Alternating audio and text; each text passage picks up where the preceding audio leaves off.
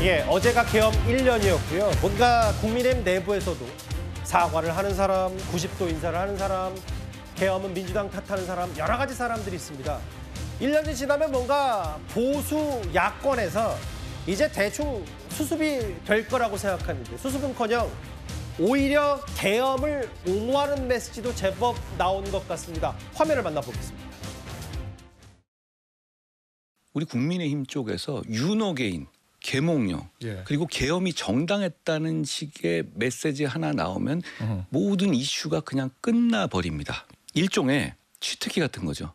어떤 이상한 짓을 민주당에서 하더라도 어느 순간 이 지도부에서 윤어게인, 계몽령 다 안고 가고 계엄은 정당한 거였다라는 식의 메시지가 나오는 순간 끝나버려요. 저는요. 윤석열 대통령의 구속되고 체포될 때 그 반대하면서 지키려고 했던 사람이에요. 지금 다시 우리가 국민 다수로부터 신뢰받고 지지를 받아서 그게 못하면은 국민의힘이 해산하고라도 제대로 된 보수정당 만들어서라도 그 길로 가는 것이 이 청년들을 위한 길이지 지금 한 줌도 안 되는 사람들, 이 사람들 가지고 되겠습니까 저게?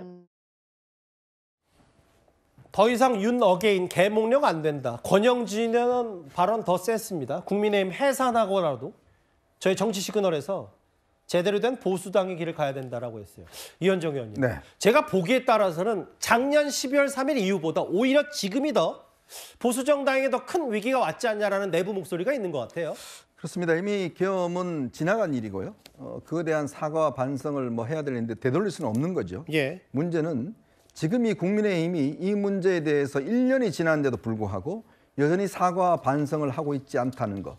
다른 분은 하겠습니다만 당대표가 하고 있지 않다는 거. 더군다나 야당의 폭거 때문에 계엄을 했다. 이 정당성을 이제 윤석열 전 대통령 생각과 똑같은 생각을 지금 당대표가 하고 있다는 거. 굉장히 저는 실망스럽고 이제 기회를 놓쳐버린 게 아닌가 하는 생각이 듭니다. 자, 이 계엄은요. 안보와 관련된 사안입니다.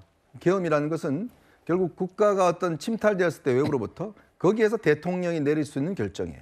근데 윤석열 전 대통령은 그게 아니라 정치의 영역으로 계엄을 끌어와 버렸습니다. 즉 군인들을 이용해서 국회에 들어가서 정치를 무너뜨려 버렸어요. 그게 가장 정말 이 용서할 수 없는 죄입니다. 자, 그래서 어떻게 됐습니까? 그럼 어떻게 하려고 그랬어요? 그 국회의원들을 전부 다 국회의원들 다 없애버리고 자 체포하고 구금하고 결국 그렇게 하려고 했던 거 아니겠습니까? 무슨 연성계엄, 계몽령? 그런 하는데 총 들고 옵니까? 자, 그렇다면 이제 국민들은 압니다. 이 계엄의 어떤 진실을. 그러면 그걸 했던 당시에 국민의힘이 이제 와서 국민들에게 정말 백배사죄를 하고 해도 모자랄 판에 이제 와서 어제 장동혁 대표 국민들 앞에 나서지 않았습니다. 사과 이야기 하지 않았어요. 오죽했으면 국회의원들이 개별적으로 나섰겠습니까? 오죽했으면 원내대표가 나섰겠습니까? 당대표 모습은 보이지 않았어요. 결국은 사과하지 않고 오히려 계엄의 정당성에 대해서만 이야기를 했습니다. 과연 그런 정당이 이제 국민들에게 인정받을 수 있을까요? 저는 없다고 봅니다. 어제를 기점으로 저는 장동혁 대표가 이제는 야당의 대표로서 국민들에 사과할 수 있는 마지막 기회를 놓쳤다 이렇게 보고 있습니다. 이제 다른 시각도 한번 들어보긴 할 텐데 일단은 지금 윤 전 대통령과의 절연이 쉽지 않고 지도부가 미자학되니까 한동훈 전 대표의 보폭도 조금씩 넓어지는 것 같고요. 최진봉 교수님, 한동훈 전 대표의 보폭이 넓어지는 것 말고도 국민의힘의 기류도 조금 달라진 게 뭐냐면 예전에는 윤 전 대통령 절연 혹은 윤어게인, 도로 친윤당에 대해서 엄청나게 부정적인 의원들이 많지는 않았던 것 같은데 어제 보니까 원내대표단 사과에 10명이 쭉 있었고요. 25명 초재선, 개별 사과원 5명, 그럼 어림잡한 40명 정도는 공개적으로 공식적으로 윤 전 대통령과 절연해야 된다 이렇게 얘기를 한 거잖아요. 그렇게 얘기를 한 거죠. 개별적으로든 사과문을 단체로 했던 그런 부분들이 있기 때문에 국민의힘이 이제는 변화를 시작해야 한다고 봐요. 이제 40명이라는 분들이 힘을 모아서 지금의 그 장동혁 대표 체제가 잘못 가고 있는 부분들의 쓴소리를 좀 해야 된다고 생각합니다. 단순히 12월 3일 내란 일어났던 그날에 반성한다, 사과한다 여기서 끝나면 안 돼요. 당이 지금 그 당 대표나 이런 사람들 주류들은 그렇게 안 가고 있잖아요, 지금. 그렇다고 하면 저분들이 좀 함께 힘을 모아서 당이 올바른 길로 갈 수 있도록 하는 어떤 기회를 만들어야 한다고 저는 생각을 하고요. 이제는 당 내부에 이걸 옹호하고 윤 어게인을 외치고 있고 아직도 윤석열 전 대통령을 옹호하려고 하는 세력들에 대해서 강하게 메시지를 내야 한다고 생각해요. 그러지 않고서 어떻게 지방선거를 치를 수 있겠습니까? 그러니까 내부 기류가 좀 달라진 건 뭐 밖에서 그렇죠. 보셨을 때도 그게 느껴지시는 거예요? 그러니까요. 근데 그게 단순히 이번 한 번의 일회성으로 끝나면 안 된다는 말씀을 드리는 거예요. 왜냐하면 이러고 나서 아무 얘기가 없어지잖아요. 또 그렇게 되면 그냥 또 장동혁 대표는 그대로 갈 거예요. 그러니까 장동혁 대표가 아 이러면 안 되겠구나 하고 느낄 정도의 어떤 변화에 기회를 만들어내야 된다. 단순히 한 번의 사고로 끝날 문제가 아니고 정말로 그게 문제라고 판단한다면 당이 잘못된 길로 가는 부분에 대해서 쓴소리도 하고 올바로 바로잡으려는 노력들이 반드시 있어야 된다. 이런 생각을 합니다. 실제로 요미르 신문과 인터뷰했나요? 윤 전 대통령이 이런저런 계엄을 바라보는 계엄 선포를 했던 정당성을 주장하는 메시지와 어제 장동혁 대표가 했던 말이 거의 인식이 비슷한 거 아니냐는 얘기 때문에 오늘 국민의힘 내부에서도 장동혁 대표를 향한 비판이 많이 나왔고 뭐 장 대표는 장 대표 나름대로 오늘 또 어제 이재명 대통령의 내외신 기자회견 대국민 특별 설명을 아예 원색적으로 비판하기도 했고요. 근데 다음 화면을 보겠습니다. 근데 정혁진 변호사님, 아무래도 발등에 불 떨어진 건 지방선거 때 연임해야 되는 지자체장들일 수밖에 없는데 어제 SNS에 오세훈 시장 뭐라 그랬냐면 비상계엄 거듭 사과, 그리고 오늘 박형준 부산시장 중앙일보 인터뷰에서 뭐라 그랬냐면 계엄 얼룩부터 지워야 된다. 이렇게 되면 이 지자체장들과 지방선거를 치러야 되는 사람들, 그 장동혁 대표의 온도차가 좀 있는 것 같아 보이거든요. 일단은 저기 조금 전에 나온 화면에서 의회 독재를 타파하기 위해서 계엄했다고 그랬잖아요. 의회 독재 타파하는데 계엄이 꼭 필요했습니까? 다시 한번 생각해 보면요.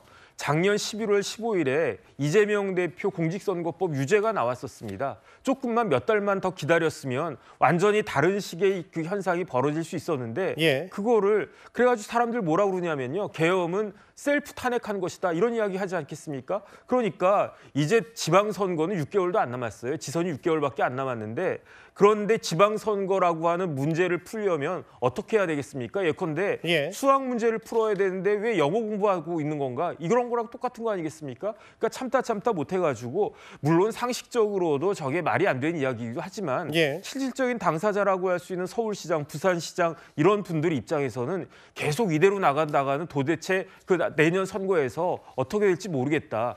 오세훈 시장은요. 그 내년에 만약에 시장이 또 되면 5번 시장 되는 분이고요. 부산시장은 웬만하면 국민의힘에서 당선될 수 있는 그런 유리한 지역 아니겠습니까? 너무 단언하지 마십시오. 지금 듣는 여건 섭섭합니다. 그런데 그런 분들조차도 위기감이 들 정도로 현실이 이렇다. 이러한 현실을 장동혁 대표와 일부 사람들만 모르고 있는 것이 아닌가 아니면 애써 외면하는 것이 아닌가 그런 생각 듭니다. 오히려 계엄이 1년 지난 지금이 보수 제1야당 국민의힘의 더 큰 위기 아니냐. 여러 보폭을 넓히고 있는 지자체장뿐만 아니라 한동훈 전 대표와 그리고 40명에 가까운 사과 메시지까지 저희가 준비한 2위로 짚어봤습니다. 그러면 지금까지 들은 여러분들의 목소리를 만나볼까요? 첫 번째 댓글입니다. 류중일 전 감독 명예까지 걸었는데 얼마나 억울했으면 이런 명예뿐만 아니라 이제 법적인 부분은 또 달리 봐야 됩니다. 이제 다른 얘기도 있기 때문에 삼성과 경사났네 경사났어라고 하셨습니다. 경고와 사퇴로 끝나서는 안 된다. 조사를 해야 된다. 문진석 의원과 김남국 전 비서관 말씀하시는 것 같죠? 현지 누나는 전 국민이 하는 누나가 됐다라고 하셨습니다. 마지막 보겠습니다. 사실이면 충격적인 게 일단은 중립기업. 아마 이제 박나래 씨의 갑질 논란 말씀하신 것 같은데 아까 저희 논평 중에 하나 바로 잡자면 그 전 매니저 2명이 부동산 1억 가처분 신청을 냈는데 그 부분은 신청만 했지 아직 법원이 받아들이질 않았다. 가압류 신청. 그 부분을 제가 바로 잡겠습니다. 댓글 5개 모두 감사드립니다.